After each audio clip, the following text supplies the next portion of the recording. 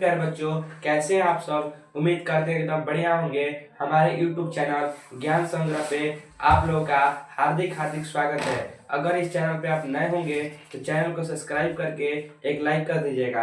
आज हम लोग 12th आर्ट्स के ज्योग्राफी के 20 VBI ऑब्जेक्टिव क्वेश्चन को देखने वाले हैं, जो कि डायरेक्ट परीक्षा हॉल में आपको लड़ेगा।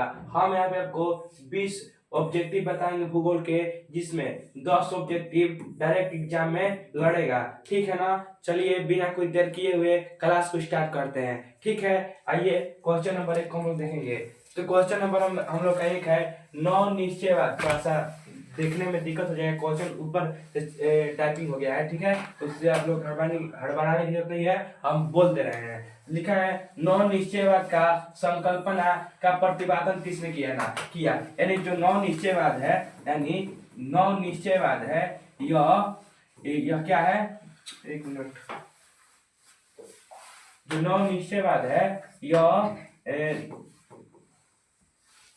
यह नियति मार्ग और संभववाद के दोनों के मध्य विचारधारा है, जिसे नौ निश्चयवाद कहते हैं। ठीक है, इसका आंसर हम लोग हो जाएगा, यानी कि नौ निश्चयवाद की संकल्पना किसने दिया था। तो नौ निश्चयवाद की संकल्पना हो जाएगा ग्रिफिथ टेलर। ग्रिफिथ टेलर ने नौ निश्चयवाद की संकल्पना को प्रतिपादन किए थे। आइए क्वेश्चन नंबर 2 देखते हैं। क्वेश्चन नंबर 2 है हमारा, निम्नलिखित में से कौन आर्थिक भूगोल का उपक्षेत्र नहीं है। हम लोग पढ़े हैं कि आर्थिक भूगोल का कौन उपक्षेत्र नहीं है। तो कृषि भूगोल हम लोग का आर्थिक भूगोल से संबंधित है। पर्यटन भूगोल हम लोग का आर्थिक भूगोल से संबंधित है। औद्योगिक भूगोल जो है हम लोग का आर्थिक भूगोल का उपक्षेत्र है। लेकिन जो सैन्य भूगोल है, सैन्य भूगोल हम लोग का राजनीतिक भूगोल का हिस्सा है। किसका है बच्चों, राजनीतिक भूगोल का हिस्सा है। ठीक है, तो हम लोग का आंसर नंबर सी हो जाएगा करेक्ट आंसर। ठीक है, आइए 3 नंबर क्वेश्चन देखते हैं हम लोग। क्वेश्चन 3 नंबर है, फेबरे संबंधित है, यानी जो फेबरे है ये किससे संबंधित है। तो हम लोग को पता है कि जो फेबरे है ये संभववाद से संबंधित है। पूछेगा संभववाद में किस घटक को महत्वपूर्ण माना जाता है। तो संभववाद में मानवीय घटक को क्या माना जाता है, महत्वपूर्ण माना जाता है। यानी ऑप्शन नंबर हम लोग का ए करेक्ट हो जाएगा। आइए नेक्स्ट क्वेश्चन देखते हैं हम लोग। क्वेश्चन नंबर 4 देखिए, क्वेश्चन नंबर 4 जो है बोल रहा है, क्वेश्चन नंबर 4, भूगोल की कौन सी शाखा मार्क्स के विचारों से प्रभावित है। यानी भूगोल की वो कौन सी शाखा है जो कार्ल मार्क्स के विचारों से संबंधित है, यानी प्रभावित है। तो हम लोग आंसर नंबर डी हो जाए, क्रांतिकारी भूगोल जो है वो मार्क्स के विचारधारा से प्रभावित है। आइए क्वेश्चन नंबर 5 देखते हैं हम लोग।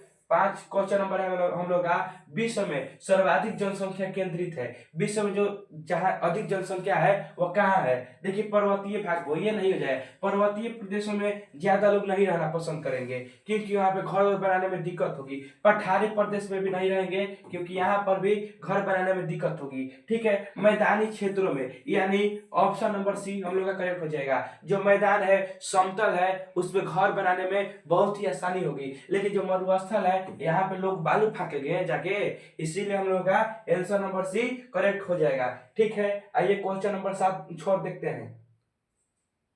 देखिए क्वेश्चन नंबर 6 जो है, 6 नंबर क्वेश्चन बोल रहा है, 6 नंबर क्वेश्चन है, निम्नलिखित में से किस में जनसंख्या वृद्धि सर्वाधिक है। यानी एशिया महादेश में हम लोग का करेक्ट आंसर हो जाएगा। जो एशिया महादेश है इसमें जनसंख्या वृद्धि सर्वाधिक है। अगर वृद्धि दर पूछ दे तो हम लोग का हो जाएगा अफ्रीका। वृद्धि दर पूछे तो अफ्रीका, लेकिन वृद्धि सिर्फ पूछे तो एशिया, यानी ऑप्शन नंबर ए हम लोग का करेक्ट हो जाएगा। ठीक है, आइए नेक्स्ट क्वेश्चन देखते हैं। देखिए क्वेश्चन नंबर 7, कुल जनसंख्या तथा कुल क्षेत्र के अनुपात को क्या कहते हैं। यानी कुल जनसंख्या तथा कुल क्षेत्रफल की अनुपात को क्या कहते हैं। तो हम लोग को पता है कि जनसंख्या घनत्व कहते हैं। जब हम कुल जनसंख्या बटे कुल क्षेत्रफल गुने 1000 से जब बाटा करेंगे तो हम लोग का जनसंख्या घनत्व निकल जाएगा। यानी ऑप्शन नंबर सी हम लोग का करेक्ट आंसर हो जाएगा। ठीक है, आइए 8 नंबर क्वेश्चन देखते हैं हम लोग। क्वेश्चन नंबर 8 है, देखिए क्वेश्चन नंबर जो 8 है, 8 क्वेश्चन नंबर कह रहा है, निम्नलिखित में से कौन जनसंख्या को आकर्षित करता है। तो हम आपको बताया है कि जनसंख्या के 2 प्रकार होते हैं, एक प्रतिकर्ष और एक ऑफ कोर्स, तो हम लोग आकर्षित कौन करता है जनसंख्या को? तो देखिए अशांति, जहां पर अशांति रहेगी वहां पर लोग जाना पसंद करेंगे नहीं। ठीक है, बाढ़ क्षेत्र, जहाँ पे बाढ़ रहेगा वहां पे लोग जाना पसंद करेंगे नहीं। बेरोजगारी, अगर आपको बेरोजगारी रहना जहाँ पे है वहां पे भेज दीजिएगा तो आप रहना पसंद करेंगे? एकदम नहीं, कहिएगा भैया भाई भूखे मरेंगे हम लोग। ठीक है, तो रोजगार की अवसर, यानी जहाँ पे रोजगार प्राप्त होगा वहां पे आप लोग रहेंगे और अच्छा इनकम करके आराम से मुर्गा पिज्जा खाएंगे। ठीक है, आइए नेक्स्ट क्वेश्चन देखते हैं हम लोग। क्वेश्चन नंबर 9, क्वेश्चन नंबर 9 है कौन कारक मृत्यु दर से हास्य के लिए उत्तरदायी है? यानी जो कौन सा कारक है मृत्यु दर के लिए हास्य है? देखिए हम लोग का ऑप्शन नंबर ए महामारी पर नियंत्रण, ऑप्शन नंबर बी संक्रमण रूपों पर नियंत्रण, ऑप्शन नंबर सी आप लोग को दिखाते हैं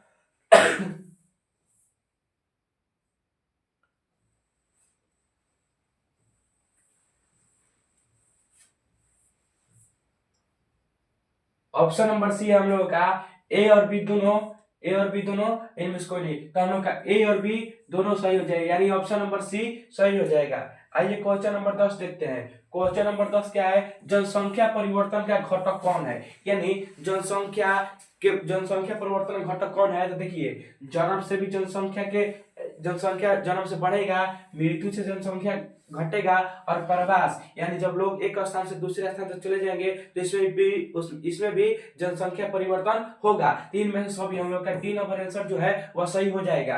आइए क्वेश्चन नंबर 11 देखते हैं। क्वेश्चन नंबर 11 है कौन आयु वर्ग कार्यशील जनसंख्या का प्रतिनिधित्व करता है? यानी जो कौन सा आयु वर्ग है कि जो कार्यशील यानी कार्य करता है और अपने मतलब बहुत पैसा कमाता है, पढ़ता लिखता है। तो देखिए यहाँ हम लोग का 1559 डी नंबर जो 1559 जो आयु वर्ग है वह कार्यशील जनसंख्या का प्रतिनिधित्व करता है। ठीक है, आइए 12 नंबर क्वेश्चन देखते हैं।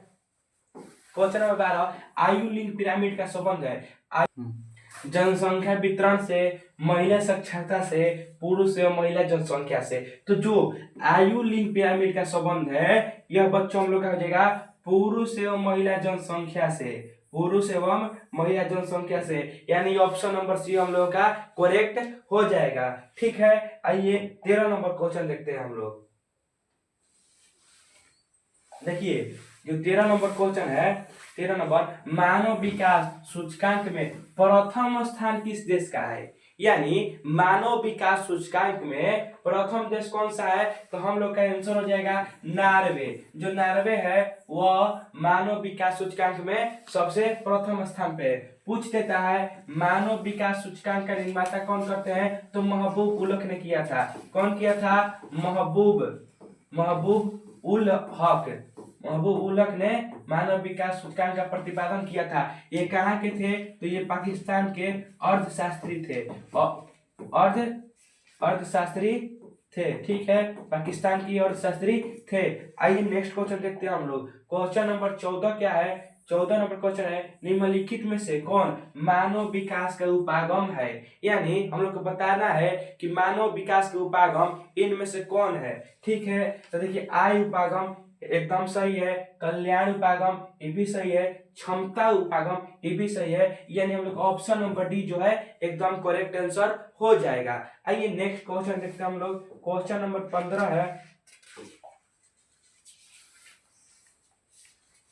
देखिए क्वेश्चन नंबर जो 15 है कह रहा है निम्न में से कौन एकल कृषि का उत्पादन है? यानी कि एकल कृषि का उत्पादन इनमें से कौन सा है? देखिए चाय हम लोग का सही हो जाएगा, बी ये भी एकल कृषि उत्पादन है, केला भी एकल कृषि उत्पादन है, यानी ऑप्शन नंबर डी हम लोग का करेक्ट आंसर हो जाएगा। आइए देखते हैं चाय सबसे ज्यादा कहाँ पर होती है? तो चाय सबसे ज्यादा असम में होती है। कहाँ होती है? असम में। अगर देश पूछ दे कहाँ होता है, किस देश में होता है, तो चीन में। ठीक है, रबड़ कैसा फसल है? तो रबड़ एक रोपण फसल है। कैसा फसल है? रोपण फसल है। ठीक है, इसे एकल कृषि भी कहते हैं। आइए नेक्स्ट क्वेश्चन देखते हैं हम लोग। क्वेश्चन नंबर 16 है कि निम्नलिखित में से किसे कर्तन दहन कृषि कहते हैं? कर्तन दहन कृषि कहते हैं किसे कहते हैं? तो हम लोग को पता है कि आदिम कालीन निर्वाह कृषि को कर्तन दहन कृषि कहलाते हैं। इसमें क्या होता है, एक स्थान पे जहाँ पेड़ पौधे यानी कि जंगल है उसे काट कर वहां पर कुछ समय तक खेती की जाती है, फिर दूसरी जगह पर जाकर इसी अवस्था को दोहराया जाता है। ठीक है, आइए नेक्स्ट क्वेश्चन देखते हैं हम लोग। क्वेश्चन नंबर 17 है कि टोकरी बनाना किस आर्थिक क्रियाकलाप का उदाहरण है। यानी टोकरी बनाना किस क्रियाकलाप का उदाहरण है, तो हम लोग का प्राथमिक एकदम नहीं होगा, तृतीय की भी नहीं होगा, द्वितीय, यानी टोकरी बनाना हम लोग का द्वितीय क्रियाकलाप का उदाहरण है। आइए नेक्स्ट क्वेश्चन देखते हैं हम लोग।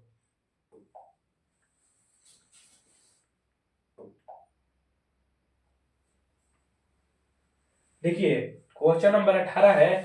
18 नंबर क्वेश्चन है कि यूरोपवासियों द्वारा अपने उपनिवेशों में किस प्रकार की कृषि की जाती थी। यानी कि जो यूरोपवासी थे वो अपने उपनिवेशों मतलब जहाँ गुलाम किए हुए देशों को, गुलाम किए हुए देशों पे किस प्रकार की खेती कृषि का विकास किया गया था, तो रोपण कृषि का विकास किया गया था। यानी हम लोग का ऑप्शन नंबर है करेक्ट हो जाएगा।